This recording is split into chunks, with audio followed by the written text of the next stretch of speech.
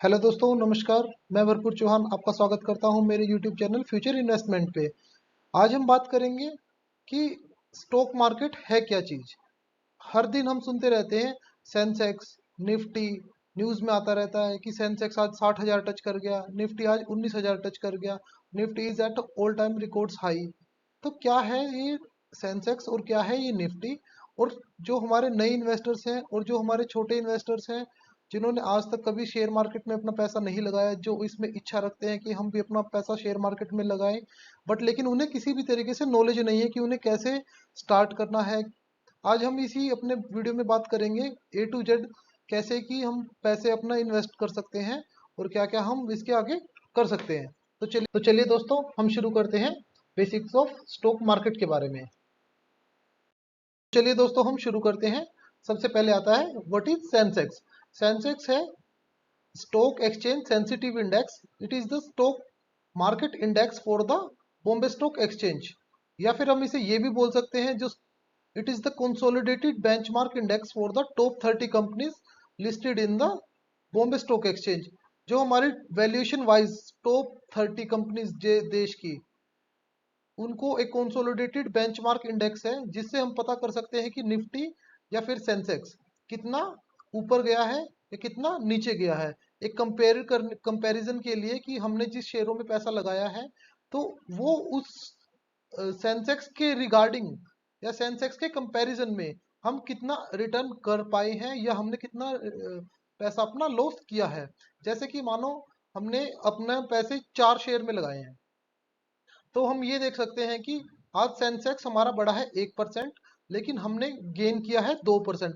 तो हमने जो उसके बेंचमार्क से भी हमने ज्यादा हमने गेन किया है। या फिर हम इसको नेगेटिव वे में इस तरीके से देख सकते हैं कि अगर स्टॉक सेंसेक्स बढ़ा है 1% और हमने हमारा आज टोटल पोर्टफोलियो गेन रहा है 0.50%, तो हमने उसके कंपैरिजन में 0.50% ही आज हमने गेन किया है। अभी तक की अगर हम बात करते हैं तो टोटल अभी तक इसमें 5311 5300 companies approximately listed in BSc. उसके आगे हम अगर चलें तो बात करें कि निफ्टी के बारे में, कि निफ्टी है National Stock Exchange 50। It is the consolidated benchmark index for the top 50 companies listed on the NSC as per the market valuation. अगर मैं इसमें बात करता हूं तो अभी तक टोटल 2113 कंपनीज जो हैं लिस्टेड हैं एनएससी के अंडर में। दोस्तों, जैसे कि अगर हम बात करें सेंसेक्स और निफ्टी की, तो निफ्टी और सेंसेक्स या फिर बीएससी या एनएससी दो हमारे स्टॉक एक्सचेंज है जो हमारे इंडिया में भी अवेलेबल हैं, जिसमें हम अपनी अलग अलग ट्रेडिंग कर सकते हैं। जैसे कि हम अगर सपोज करें, बहुत सारी कंपनीज ऐसी हैं जो सेंसेक्स पे भी बीएससी पे भी लिस्टेड है और वो एनएससी पे भी लिस्टेड है, लेकिन उसमें से कुछ एक कंपनियां ही ऐसी हैं जो सिर्फ हमें बीएससी पर लिस्टेड है, तो इसकी हम जहां पर वहां पर ट्रेडिंग कर सकते हैं। तो अगर अभी हम बात करें कि how we can invest in share market, एक जो हमारा नया ट्रेडर है वो शेयर मार्केट में अपना पैसा कैसे इन्वेस्ट कर सकता है, उसके लिए भी हमें सबसे पहले चाहिएगा हम अपने ब्रोकर के साथ में अपना डीमैट अकाउंट खोलें।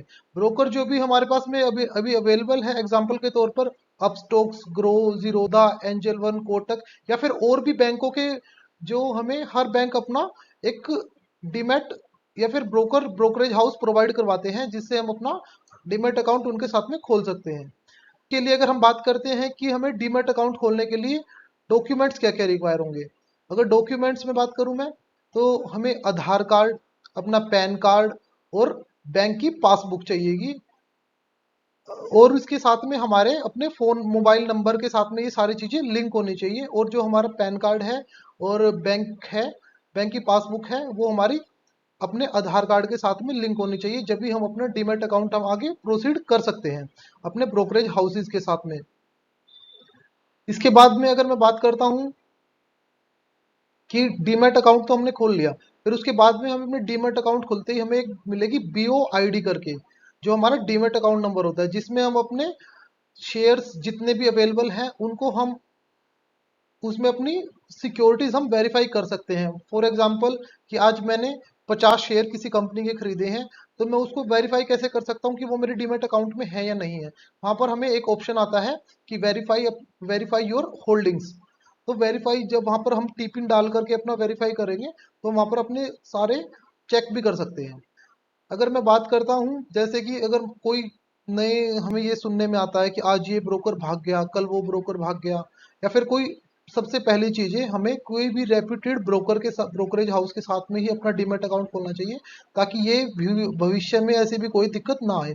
इसमें जो सबसे अभी हमारे पास में ट्रस्टेड ब्रोकर्स हैं, सबसे पहले तो वो रहते हैं हमारे बैंक के ब्रोकर्स। बैंक के, जैसे कि कोटक सिक्योरिटीज है या फिर आईसीआईसीआई सिक्योरिटीज है। उसके अलावा अगर हम प्राइवेट स्टॉक की बात करते हैं तो है अपस्टॉक्स ग्रो, जो एक बहुत ही बढ़िया प्लेटफॉर्म है, इजी टू कन्वीनियंट यूज है। ये अभी इनमें ऐसी कोई भी शिकायत सुनने के लिए नहीं आई है। और मानो कि अगर ये भी, अगर कोई भी कल के लिए टाइम पे कोई भी भाग जाता है, बट लेकिन जो हमारा डीमेट अकाउंट नंबर है वो हमारे शेयर्स उसी में अवेलेबल रहेंगे। डीमेट अकाउंट नंबर जो हमारी central depository securities limited CDSL और एनडीएसएल, इनके पास में हमारे जो अकाउंट में जो शेयर्स हैं वो उन्हीं के पास में क्रेडिटेड रहते हैं एक डीमेटेरियलाइज फॉर्म में। डीमेट का मतलब है डीमेटेरियलाइज फॉर्म, की एक वो लिक्विड फॉर्म में हमारे शेयर्स हमारे पास में अवेलेबल रहते हैं। ठीक है, तो आगे चलते हैं और हम बात करते हैं हमें कौन से शेयर खरीदने चाहिए।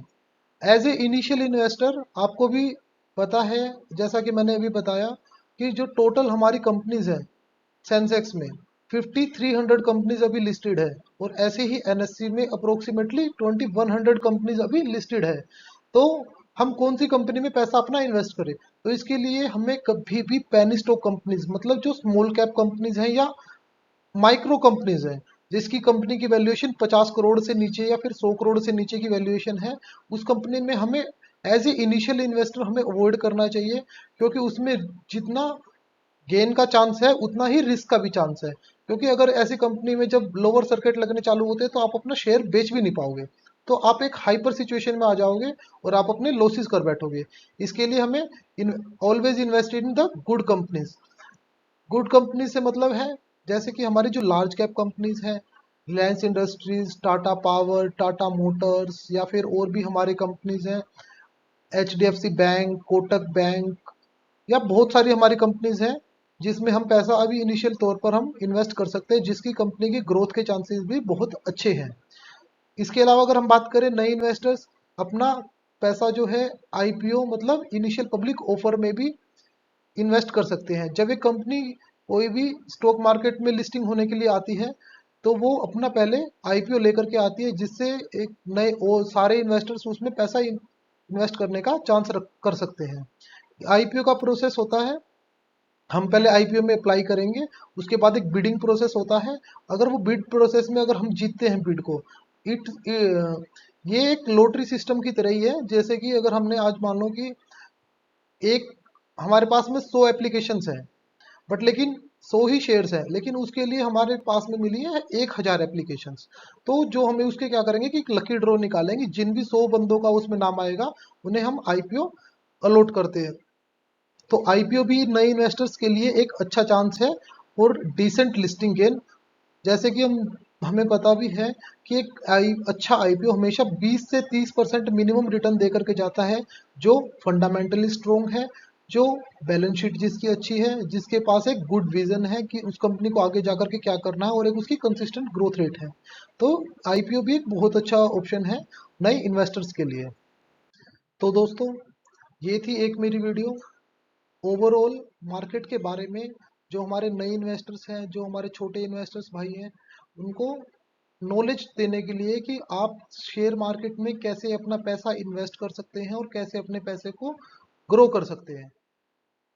अगर मैं बात करता हूँ इसके अलावा डीमेट अकाउंट के लिए, डीमेट अकाउंट का लिंक आपको, जो भी नए इन्वेस्टर्स हैं खोलना चाहते हैं, अपस्टॉक्स का लिंक मेरे डिस्क्रिप्शन बॉक्स में मिल जाएगा। आप वहां से अपने एप्लीकेशन को डाउनलोड कर सकते हैं। इसके अलावा अगर हम बात करें कि और हमें कौन कौन सी कंपनीज में पैसा अपना इन्वेस्ट करना चाहिए, तो उसके लिए मैं जल्द ही नई वीडियोस अपनी लेकर के आ रहा हूँ, जो कि हमारी होंगी सोलर सेक्टर के बारे में, आर्टिफिशियल इंटेलिजेंस के बारे में, ईवी रिलेटेड कंपनीज के बारे में। बहुत ही अच्छी अच्छी वीडियोस आएंगी जिसमें आपको वैल्यू क्रिएट करने का बहुत ही अच्छा मौका मिलेगा। तो दोस्तों, मेरा आप आपको कमेंट करके जरूर बताइएगा कि आपको मेरी वीडियो कैसी लगी। और आपकी अगर कोई भी क्वेरी है शेयर मार्केट से रिलेटेड, प्लीज़ आप उसको कमेंट बॉक्स में छोड़ दीजिएगा, मैं आपके कमेंट का जरूर रिप्लाई करूँगा। किसी भी साथी की कोई भी और क्वेरी है, किसी से भी रिलेटेड, म्यूचुअल फंड से रिलेटेड या फिर स्टॉक मार्केट से रिलेटेड, वो मेरे इंस्टाग्राम हैंडल पे भी जा करके मुझे फॉलो कर सकता है। कमेंट करके जरूर बताइएगा कि आपको मेरी वीडियो कैसी लगी और आप कौन कौन से सेक्टर के बारे में नॉलेज लेना चाहते हैं, और या फिर आप किस शेयर के बारे में नॉलेज लेना चाहते हैं, ताकि मैं उस नए टॉपिक के साथ के आपके साथ में वीडियो शेयर कर सकूं। मिलते हैं दोस्तों नई वीडियो के साथ में और एक नए जोश के साथ में। तब तक के लिए जय हिंद, जय भारत।